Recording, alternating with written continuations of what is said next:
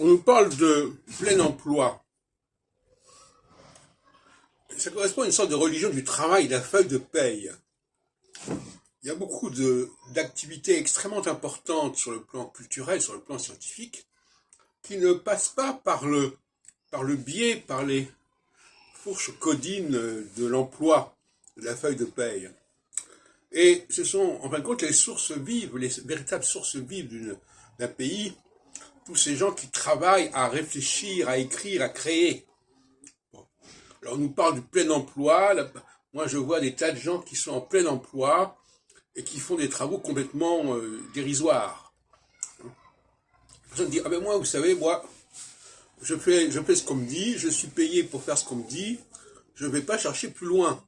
Si ce qu'on me dit est absurde, c'est pas mon problème. Hein. Bon. Donc, alors d'un côté, il y a des gens qui sont payés pour faire des choses qui servent à rien. D'autre part, il y a des gens qui ne sont pas payés pour faire des choses qui sont fondamentales. Et ça, c'est quand même un vrai problème.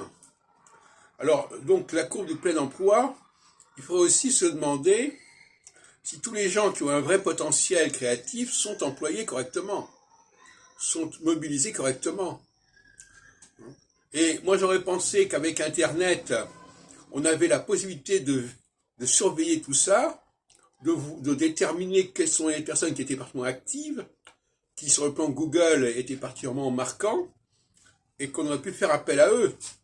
Mais j'ai l'impression que Internet n'a absolument pas servi ni aux éditeurs, ni aux employeurs pour faire leur marché, si on peut dire.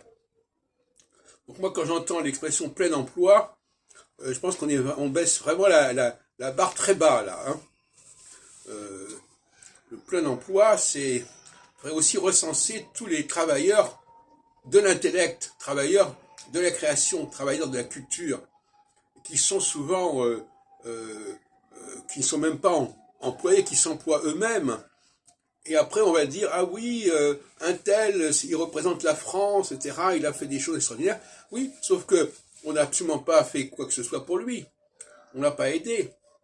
Alors le plein emploi, au niveau universitaire par exemple, c'est pas simplement les gens qui ont un poste, ce sont les gens qui ont fait des travaux, les gens qui ont publié des choses, les gens qui font de la recherche, et pas forcément la recherche officielle, officialisée au CNRS, etc.